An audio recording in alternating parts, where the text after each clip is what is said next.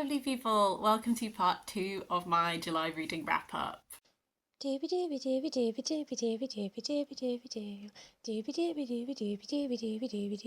vlogs. I planned to have the loveliest reading month in July. I think I did succeed. I'm going to continue to talk you through all of the lovely books that I ended up picking up.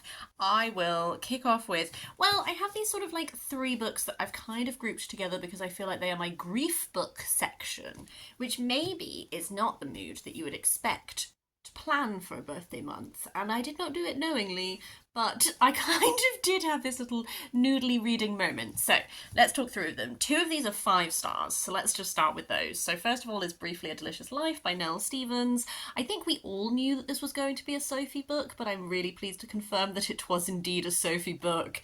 I loved this so much. So it's narrated by this 14-year-old Blanca who died in the 1400s in this little village in Majorca, and she has haunted this little place for ages, and one day the novelist George Sand and the composer Frédéric Chopin and George Sand's children and maid come and they move into this place, and Blanca sort of watches them. She falls a little bit in love with George. She observes all of the little idiosyncrasies of the family and also the way that they are unknowingly setting themselves at odds with the village as a whole.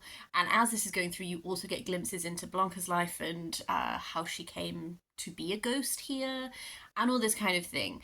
I felt like the voice of this was so defined. I actually really want to listen to this on audiobook at some point because I feel like, I think Jen Campbell said that the audiobook version was really good, and the tone and the voice felt so distinct that I'd really like to listen to someone performing that. So in a little bit, when enough time has passed, I will do that at some point, I think. I really loved this like combination of innocence and experience. Like, Blanca is very innocent because she died so young and she was 14, but she also has experience like aeons of time. So she has this, sometimes she reacts to things in this way that is very like teenage of her, and other times it's like this sort of world weary, like, oh, I've seen this happen before and all that kind of thing. She has this ability that she can use that she tries not to use, which is she can like skip ahead and she can see what's to come, and so she really tries not to do that because that makes the eternity feel longer, so she tries to be so in the moment, and she can sort of feel what it is like to be the person. And one thing I will say is that I found really effective was how Chopin's sort of illness is written about, like his chronic illness, like when Blanca realizes what it is like to be in his body all the time and the pain and all this kind of thing. I thought that was really effective. I classing this as like a grief book in some ways because Blanca is sort of continually grieving. Like she's grieving the life that she didn't get to have. She sort of exacts punishment on people down the generations and all that kind of thing, but also like she's never met another ghost. She might be the only one. She's so unseen, and there's this sense of connection that she feels with George that at times in the narrative you go, oh, is that, does George have a sense that there's someone here or not? I don't know. Another thing I really loved was like the perspective on like women and when women get to create. Like George ends up staying up really, really late because that's when she can write, because the rest of the time like people need her. She's expected to be mother. She's expected to like look after Chopin and all this kind of thing. And like this difficulty that you have, particularly in this time of in 1838, of being a woman who wants to create, but then the demands that are being put upon your time, and when can you find the time, and all of that, like all of this kind of thing. Everything that is doing, I really loved. I loved how music was written about, like when Chopin is composing, and then the flip side of then also looking at how writing is written about. I just found this wonderful and I really loved it, and we all knew I was going to, but I really did. Another book that I gave 5 stars that is also like a grief book is The Yield by Tara June Winch. This has 3 different perspectives. So our first perspective is August, who is returning to Australia for the funeral of her grandfather. The second perspective is her grandfather, Indigenous Australian, and he is putting together this dictionary that is of their language, but he's putting together the dictionary, but he's also using words as ways of telling his story in a very like non-linear kind of fashion. But as you read through the dictionary, you get all of these glimpses into his life, but then also like key information that August doesn't have about things that happened in her life. And then the third perspective is these diary journal entries of this guy who was fun. He helped set up the mission that this town is based around. So his narrative really shows like the exploitation of Aboriginal Australian people in a way that like you get to see from his like how it was fundamentally baked into the people who came to Australia and the way that they treated the people who were already there and that kind of thing. But then you get this real trickle down because you get to see how it affected Pop's life through his diaries, and then August is still living with some of the ramifications of the problems, like her sister disappeared as a child and she has such trauma and such wounds about this loss. She was brought up by her grandparents because her mother has been in and out of detention facilities. She has addiction problems, and you just feel like August has spent her whole life. She left Australia to try and leave these wounds behind, but the wounds are so in her that really like she has to return to heal them. As part of that process, one thing that they're also tackling in this is that there is a mining company who are pulling ownership of the land because they want to use it for mining. There's this effort being made by a few people to try and stop this from happening, that then also highlights extra ramifications of what goes back all the way back to the founding of this mission, like artifacts that belong to people that were given as gifts that are now in museums, and you the people and like individuals from the people who originally made these things can't view them, they can't access them, like history that is being locked away from the people whose history it is, and all this kind of thing. I just think that this book is doing so much, and it's doing so much in a way that is narrated so beautifully, and the writing is gorgeous. The individual voices are very distinct. My favourite of the three narratives was Pop's dictionary, but I think that it works so well because it has the presence of the other two. You know, sometimes you read a book with multiple perspectives, you're like, oh, I wish it was just only this person. Like, I just only want that. Whereas I think that dictionary perspective works so well because it's contrasted against the others. That was the one that I would always be really excited. Every time it became one of those, I was like, ooh, exciting. But I feel like it was very masterfully done, is what I'm saying. I really want to read more Tara June Winch. I know that she's published a few other books, and I really want to get my hands on some because I loved it, and I'm really excited to explore her more. The sort of third of my like final grief books is It Would Be Night in Caracas by Karina Sainz Borgo, which is translated from the Spanish by Elizabeth Bryer. This is for my Read the World project for Venezuela. This is I didn't really know what this was going to be, and I think I thought I was going to love it more than I did. We're following Adelaida, who it has just buried her mother after her mother has had a long illness. And this is set during a real time of turmoil in Venezuela. There is such difficulties getting food as this narrative goes on. Like the place where Adelaida lives is taken away from her, and she's so struggling in life, but then also has this like deep grief, and she ends up having to make harder and harder decisions. It's like things are crumbling and dissolving, and she's somehow still having to like find a way to continue. I think the reason I didn't love this as much as I thought I was is I really liked it at the start when she literally opens and she's burying her mother and she's dealing with the grief and all of that, and I really liked that. I was like, I'm ready to feel sad. I thought that this would have maybe more of a drive to it, maybe more of a push to the narrative, whereas it was one of those books which felt a little bit just reading experiences. Relatively, it's very like concise sometimes in the way that it is written. So it didn't have that sort of like beautiful writing style thing I think that these two did. So maybe just because it was like the third of these books that was sort of like revolving around grief, I think maybe in comparison I was just like, it's totally fine. The fiction book that I'll talk about is Silver Nitrate by Silvia Moreno Garcia.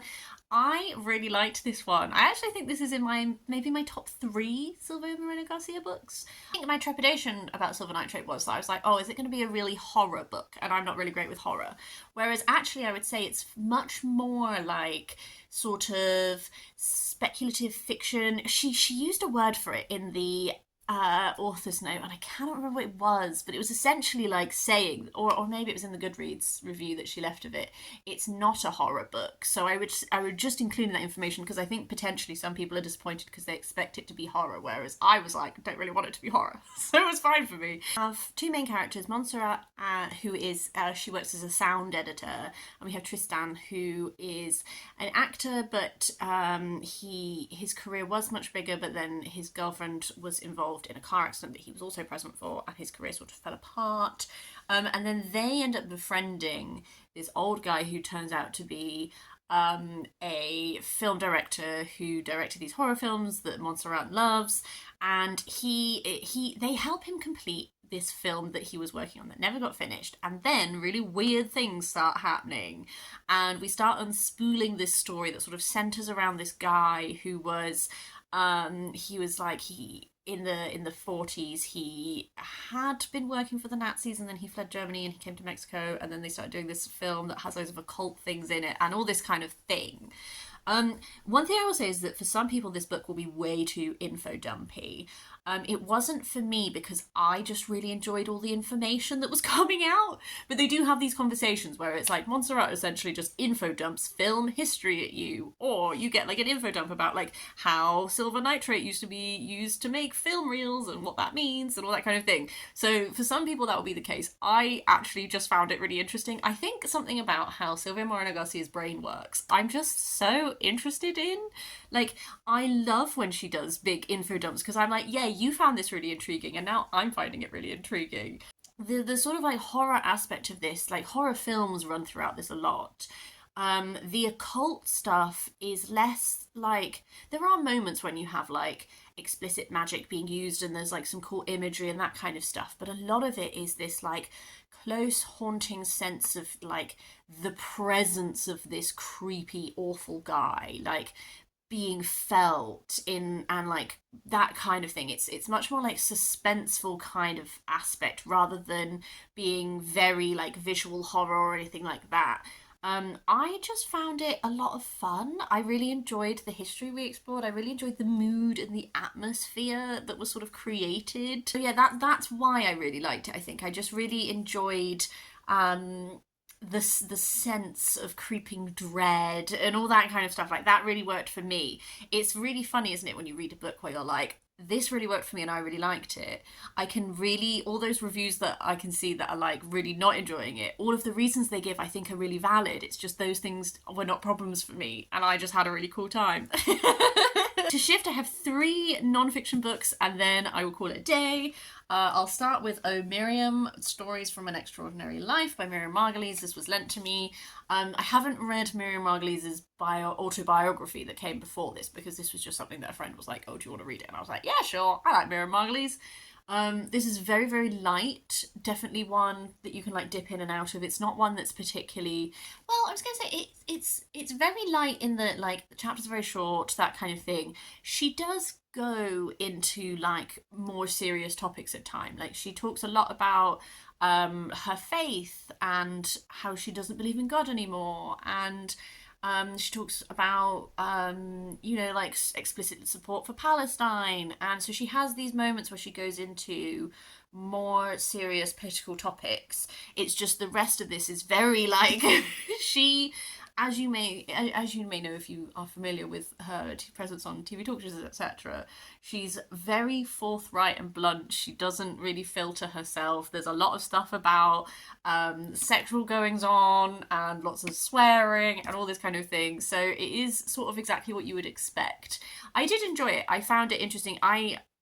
Interestingly, I finished reading this and then On Channel 4, I think it is, they started airing, she's done a 3-part Exploring Australia show, and I watched that and I really enjoyed that actually. I thought that was really interesting, particularly having read The Yield recently. So when she's talking to, she visits an old mining town and all that kind of thing. So that was a strangely interesting way of tying these two books together, actually. The penultimate book is The Great Tapestry of Scotland by Alistair Moffat, forward by Alexander McCall Smith.